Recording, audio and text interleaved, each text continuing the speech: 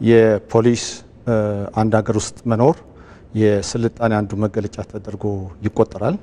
እንግዲህ የተለያዩ ሀገራት እኛ ቀደምት ነን የሚል የተለያዩ መረጃዎች ያነሱ ለማሳመን ጥረት ያደርጋሉ።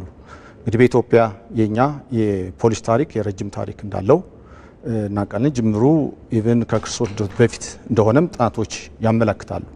ሆኖም እንደ ኢትዮጵያ በሕግ የተቋቋመበት መቼ ነው የሚል እና እዚህ ላይ በተመለከተ የተቋሙ ማኔጅመንት በሰጠው አቅጣጫና መመሪያ መሰረት ጥናት ተደርጎ መቼ ነው የፖሊስ የተመሰረተው፣ ምን ህጋዊ ግራውንዶች አሉ የሚል ነገር መነሻ ተደርጎ ጥናት እንዲጠና በተሰጠው ትዕዛዝ መሰረት ኮሚቴ ተዋቅሮ የሚያጠና ቡድን ተዋቅሮ ይሄን ደግሞ በኃላፊነት የኢትዮጵያ ፖሊስ ዩኒቨርሲቲ ወስዶ ጥናት ተካሂዷል።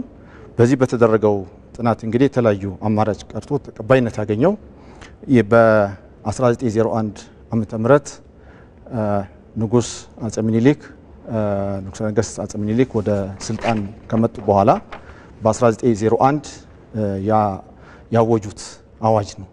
ይህ አዋጅ የፖሊስ ቅርጽ ያለው እና ህጋዊ መሰረት መነሻ ያለው በመሆኑ ይሄ ቀን ታሳቢ ተደርጎ የምስረታው በዓል መሆን እንዳለበት በጥናት ቀርቦ ካሉት አማራጭ ተወስደዋል። እንግዲህ እዚህ ካነሳን አዋጁ ምን ይል ነበር የሚለው ለመጥቀስ ያክል በዛን ጊዜ የነበረው አዋጅ እንዲህ ይላል። የሞአንበሳ ዘእምነገደ ይሁዳ ምኒልክ ስዩመ እግዚአብሔር ንጉሠ ነገሥት ዘኢትዮጵያ አዋጅ ይላል። ሌሊት ሌባ እንዳይበዛ፣ ቀን አነባብሮ እንዳያነሳ፣ በተረፈ ክፉ ነገር ሁሉ የሚጠብቅ ዘበኛ ብናቆም ዘበኛ ነኝ እያለ እንዳይዝ። እንግዲህ መያዝ የፖሊስ ስልጣን ነው። በአሁኑ ሰዓት የመያዝ ስልጣን ብቸኛ ስልጣን የፖሊስ ስልጣን ነው። እንዳይዝ ቁጥርና ባንዲራ ያለበት መለዮ ያለው አይደንቲፋይ የሚደረግ ቁጥርና ባንዲራ ያለበት በራሱ ላይ የሚደረግ ምልክት አበጅቻለሁ። ይህንን ምልክት ያደረገ ዘበኛ ቢይዝህ መያዝ ነው እንጂ ይህን ጥሰህ የተጣላ ሰው ትቀጣለህ። ሚያዝያ 29 1901 ዓመተ ምህረት አዲስ አበባ ከተማ ይላል አዋጁ። እንግዲህ ይሄ አዋጅ ስናየው ሁሉን ነገር የፖሊስን ቁመናን የፖሊስን አደረጃጀት ፖሊስ ከወንጀል መከላከል ጋር ያለውን ግንኙነት በሚገባ የያዘ አዋጅ ነው። እንግዲህ በወቅቱ በነበረው አማርኛና ተርሚኖሎጂ ነው የተገለጸው እንጂ ኦልሬዲ ይሄ አዋጅ መነሻ ስለተደረገ ይሄ ከዚህ ጀምሮ ቆጥረን በአሁኑ ሰዓት 116ኛ ዓመት ነው እያከበርን ያለውና መነሻችን ይሄኛው ነው። እንደው ካላማው አንድ ሁለቱን እስኪ እንጥቀስ፣ ዋና የምትሏቸው ሰላማዎች። እንግዲህ አሁን የ116ኛው በዓል እያከበርን ያለ ነው። ቅድም እንደገለጽኩት ፖሊስ በኢትዮጵያ ውስጥ ረጅም ታሪክ አለው። ትላልቅ ነገሮችንም ፈጽሟል። ይሁን እንጂ በተቃራኒው ደግሞ ውጣ ውረዶች የነበሩበትና በተለይ ከህብረተሰቡ ፍላጎት አንጻር ተገቢውን ግልጋሎት ሊሰጥበት በሚችል ደረጃና ቁመና ላይ ነበር ማለት አይቻልም። በተለይ ከለውጡ በፊት ብዙ ውጣ ውረዶችን ያሳለፈ ለህብረተሰቡ የሚሰጠውን ግልጋሎት በተገቢው ለመስጠት በማይችልበት ደረጃ የደረሰበት ሁኔታ ነበር ማለት ነው።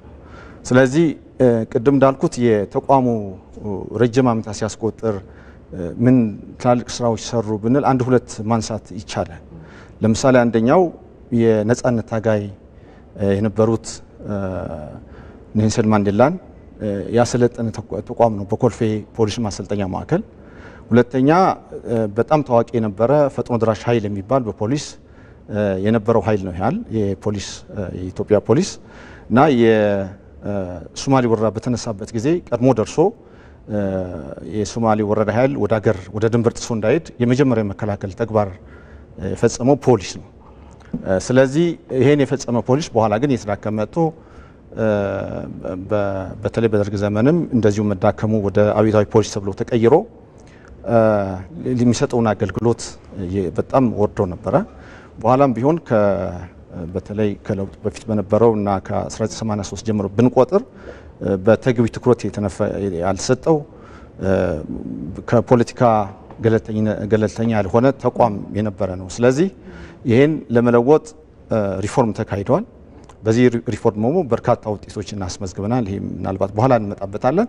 ስለዚህ የሄደበት ሂደትና አሁን የደረሰበት የእድገት ደረጃ ፖሊስ ምን ይመስላል የሚለውን ለማብሰርና አሁንም ያለበትን እድገት ደረጃ አጠናክሮ ወደፊት ለመሄድ ለህዝባችንም በዓለም አቀፍ ደረጃም ይፋ ለማድረግና አሁን ፖሊስ የደረሰበት ደረጃ ምን ይመስላል የሚለው ለዓለም ለማስተዋወቅ በዚህም ከተለያዩ አገራት ጋር የተሞክሮ ልውጥ ለማድረግ በተለይ ከቀጠናችን ከምስራቅ አፍሪካ ጋር በጣም ተቀራርበን የመስራት ሁኔታው በጣም ያደገ በመምጣቱ ይህን ግንኙነት አጠናክሮ ድንበር ዘለል ወንጀሎችን ለመከላከል በሚያስችል ቁመና ላይ ለመገኘት ታሳቢ በመደረግ ነው ይሄ በዓል እየተከበረ ያለው። መልካም። በሪፎርም ውስጥ በተለይ አሁን ቀደም ሲል ብለውታል ረዳት ኮሚሽነር፣ በተለይ የጸጥታና የደህንነት ተቋማት ሪፎርም ውስጥ አንዱ እንደነበረ ይታወቃልና በዛው አያይዘውም በሪፎርሙ የተገኙ ዋና ዋና የምንላቸው አጠር አድርገን ግን ምን ስኬቶችን አስመዝግቧል የሚለው እስኪ እናንሳ። እንግዲህ ለውጡ ከመጣ በኋላ የግድ ፖሊስ መለወጥ ነበረበት። ለነዚህ የሚሆኑ ወደ 4 ገፊ ምክንያቶች ነበሩ። አንደኛው የተቋሙ ራሱ ተቋማዊ ችግሩ ነው። ሁለተኛው በህዝብ የሚነሳ ጥያቄ አለ። ፖሊስ ሪፎርም ማድረግ እንዳለበት በተለያዩ መንገዶች ይገልጽ ነበረ። ምክንያቱም ፖሊስ በህዝብ ያለው ተአማኒነት እየቀነሰ መጥቷል። ሶስተኛው ምክንያት ደግሞ እንደ አገር ለውጥ መጥቷል። የለውጥ መንግስትም ባለው ቁርጠኝነት የመንግስት ተቋማት ሪፎርም እንዲያደርጉ አስገዳጅ ሁኔታ ጥሏል። ይህም ብቻ ሳይሆን በተለይ ለሴኩሪቲ ሴክተሩ በሰጠው ትኩረት ኤስኤስአርን ተግባራዊ አድርጓል። ይሄ አንዱ ፓኬጅ የፌዴራል ፖሊስን የሚመለከት ነው። ሶስተኛው ይሄ ነው። አራተኛው እንግዲህ በዚህ በሴኩሪቲ ሴክተር ሪፎርሙ ላይ የተቀመጠ አቅጣጫ አለ። በተለይም ደግሞ የመልካም አስተዳደር ማስፈን ዋነኛው ትልቁ መልካም አስተዳደር በፖሊስ ይገለጻል። በተለይ ሰብአዊና ዲሞክራሲ መብቶችን አክብሮ ግልጋሎት ከመስጠት። ስለዚህ በእነዚህ ገፊ ምክንያቶች ወደ ሪፎርም ተገብቷል። ሪፎርሙም በተገቢው ነው የተመራው። በተለይ የተቋሙ ማኔጅመንት ክቡር ኮሚሽነር ጀነራል ጨምሮ ማኔጅመንታቸው እስከታች ያለው አመራር በተገቢው ተመርቷል። ሳይንቲፊክ በሆነ መንገድ ነው የተመራው። የፖሊስ በዓለም አቀፍ ደረጃ ያሉ ተሞክሮችን ወስዶ መሰረታዊ የሚባሉ መርሆችን ተከትሎ ወይ ኮንሴፕቶችን ተከትሎ ተግባራዊ ያደረገው። በዚህም በርካታ ውጤቶች ተመዝግበዋል። ዋና ዋናዎቹ ለመጥቀስ ያክል አንደኛው በሰው ኃይል ልማታችን ነው የተጠቀምነው አፕሮች። አንደኛው ሆሊስቲክ አፕሮች ነው፣ ሁሉንም የተመለከተ። ስለዚህ ከሰው ኃይል በቴክኖሎጂ አሁን ሊታመን በማይቻልበት ደረጃ በከፍተኛ ሁኔታ ለውጥ መጥቷል። ሴንትራል ኮማንድ ሴንተር ተቋቁሞ ማንኛውም የሚመጡ መረጃዎችን ተቀብሎ ምላሽ የሚሰጥበት ሲስተም ተፈጥሯል። ለመጀመሪያ ጊዜ የፌዴራል ፖሊስ የፓተንት ራይት ያለበት የፖሊስ አፕ ተመስርቶ ህብረተሰቡ በዚህ ያለውን መረጃ የሚሰጥበት ሁኔታ ተፈጥሯል። በግብአትም ስናይ በተሽከርካሪ፣ በትጥቅ፣ በአልባሳት ከፍተኛ የሆነ ለውጦች መጥተዋል። ከዚህ አንጻርም እንዳጠቃላይ ፖሊስ በተለይ ፌዴራል ፖሊስ የሚያጋጥሙ ማንኛውም ወንጀሎችን ለመከላከል ከዛ አልፎ ይመጡ ካሉ ለመመርመር የሚያስችልበት ቁመና ላይ በከፍተኛ ሁኔታ ተለውጦ ይገኛል።